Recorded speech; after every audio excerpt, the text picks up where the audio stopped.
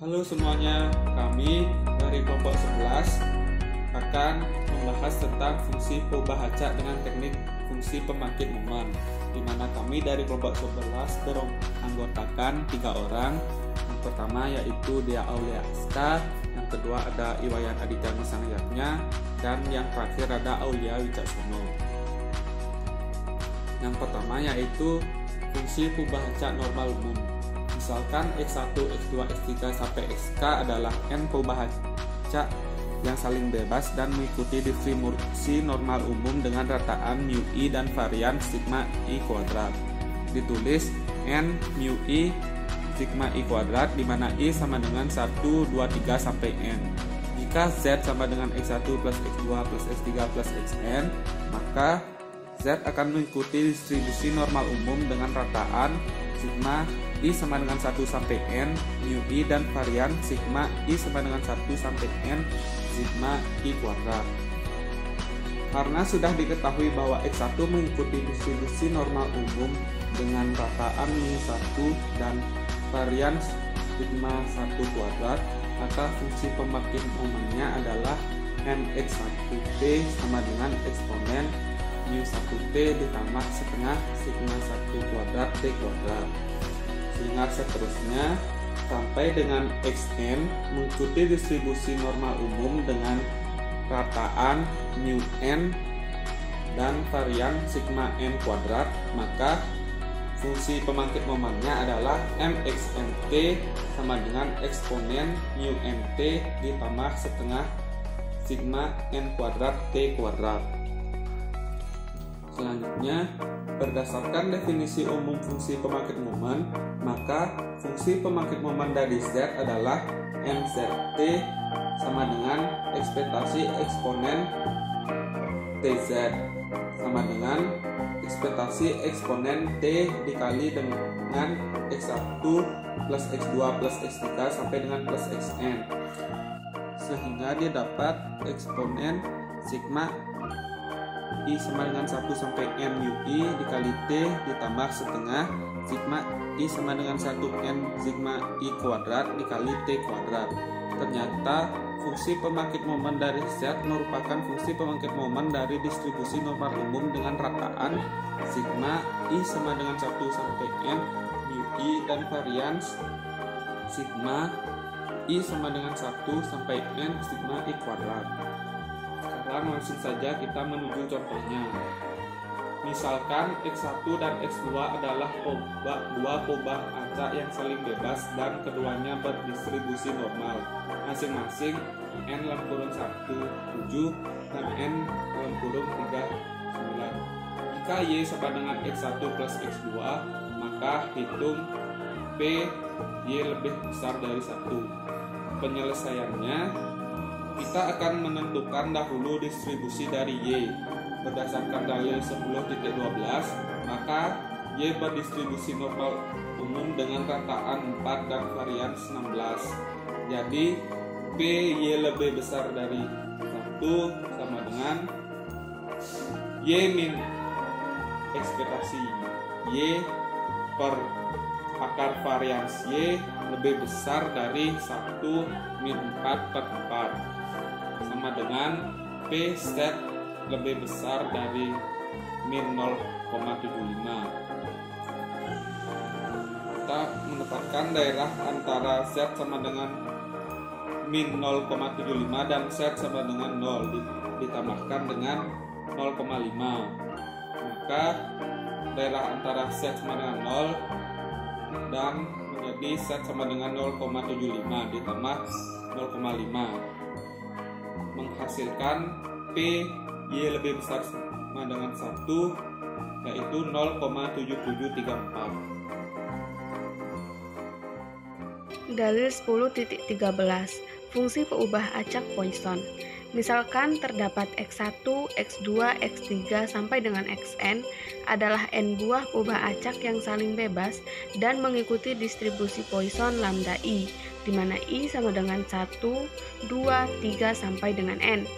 Jika Z sama dengan X1 plus X2 plus X3 plus sampai dengan Xn, maka Z akan mengikuti distribusi Poisson yang mempunyai parameter lambda sama dengan lambda 1 plus lambda 2 plus lambda 3 sampai dengan lambda n. Bukti, karena sudah diketahui bahwa X1 mengikuti distribusi Poisson dengan parameter lambda 1, maka fungsi pembangkit momennya adalah mx1t sama dengan eksponensial lambda 1 kali e pangkat t dikurang 1. X2 mengikuti distribusi Poisson dengan parameter lambda 2, maka fungsi pembangkit momennya adalah mx2t sama dengan eksponensial lambda 2 dikali e pangkat t dikurang 1. Begitupun X3 sampai dengan Xn, di mana dengan parameter Xn maka fungsi pembangkit momennya adalah mxnt sama dengan eksponensial lambda n dikali e pangkat t dikurang 1.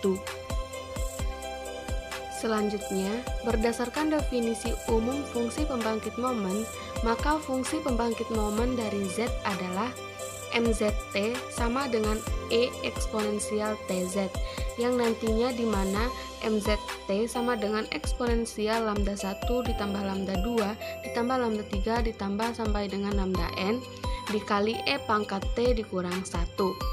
Ternyata fungsi pembangkit momen dari Z merupakan fungsi pembangkit momen dari distribusi Poisson dengan parameter lambda sama dengan lambda 1 ditambah lambda 2 ditambah lambda 3 ditambah lambda sampai dengan n. Oke, langsung saja kita masuk ke contoh soal. Misalkan X adalah peubah acak berdistribusi Poisson dengan parameter lambda.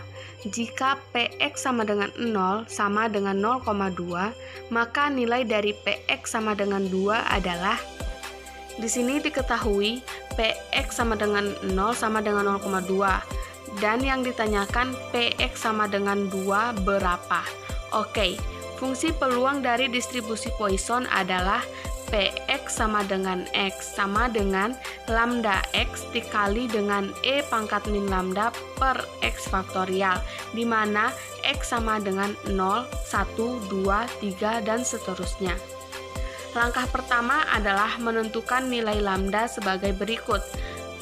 Karena di soal sudah diketahui Px sama dengan 0 sama dengan 0,2, maka langsung saja kita mengganti X sama dengan 0.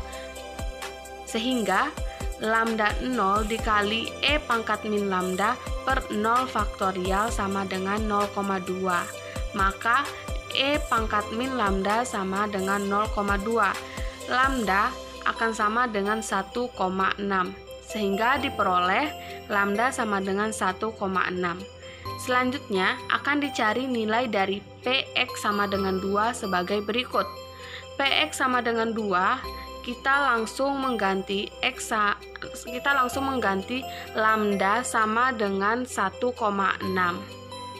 dan X sama dengan 2, sehingga kita masukkan ke rumus 1,6 pangkat 2 dikali dengan E pangkat min 1,6 per 2 faktorial akan kongruen dengan 0,2584, sehingga didapat Px sama dengan 2 sama dengan 0,2584. Selanjutnya, dalil 10.14. Fungsi peubah acak Q kuadrat. Misalkan X1, X2, X3 sampai Xk adalah peubah acak yang saling bebas dan mengikuti distribusi Q kuadrat dengan derajat kebebasan K sama dengan MI, di mana I sama dengan 1, 2, 3 sampai K. Jika Z sama dengan X1, X2, X3 plus Xk, maka Z akan mengikuti distribusi Q kuadrat dengan derajat kebebasan dk sama dengan N, dengan N sama dengan N1 plus N2 plus N3 sampai plus Nk. Dengan bukti diketahui bahwa MXIT sama dengan 1 min 2T pangkat min N1 per 2, di mana I sama dengan 1, 2, 3 sampai K. Berdasarkan definisi umum fungsi pembangkit momen, maka fungsi pembangkit momen dari Z adalah MZT sama dengan E ekspektasi eksponen TZ sama dengan ekspektasi eksponen pangkat T dikali dengan X1 plus X2 plus X3 sampai plus XK sama dengan eksponen E pangkat TX1 dikali E pangkat TX2 dikali E pangkat TX3 sampai dikali dengan E pangkat TXK. Selanjutnya didapat ekspektasi eksponen TX1 dikali ekspektasi eksponen TX2 dikali ekspektasi eksponen TX3 sampai dengan dikali ekspektasi eksponen TXK. Selanjutnya menghasilkan MX1T dikali MX2T dikali MX3T dikali MXKT. Sehingga berdasarkan yang diketahui yaitu MX1T sama dengan 1 min 2T pangkat min NI per 2, di mana I sama dengan 1, 2, 3 sampai K, menghasilkan MZT sama dengan 1 min 2T pangkat min N1 per 2 dikali 1 min 2T pangkat min N2 per 2 dikali 1 min 2T pangkat N3 per 2 dikali sampai dengan 1 min 2T pangkat min N2 per 2, sehingga menghasilkan 1 min 2T pangkat min N1 plus N2 plus N3 sampai dengan plus NK per 2, yang ternyata merupakan fungsi pembangkit momen dari distribusi Q kuadrat dengan derajat kebebasan N, dengan N sama dengan N1 plus N2 plus N3 sampai dengan NK.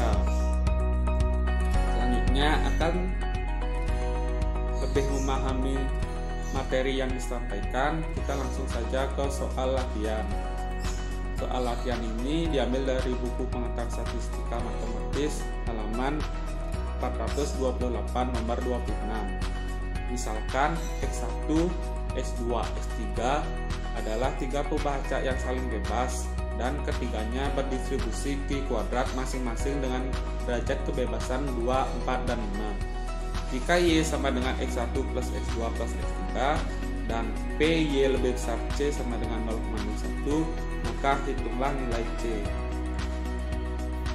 Pembahasannya, diketahui 3 pembaca yang saling bebas dan ketiganya berdistribusi Q kuadrat masing-masing dengan derajat kebebasan 2, 4, dan 5, di mana N kita dapat yaitu N1 plus N2 plus N3 menghasilkan nilai 11. Maka Y berdistribusi Q kuadrat dengan derajat kebebasan 11.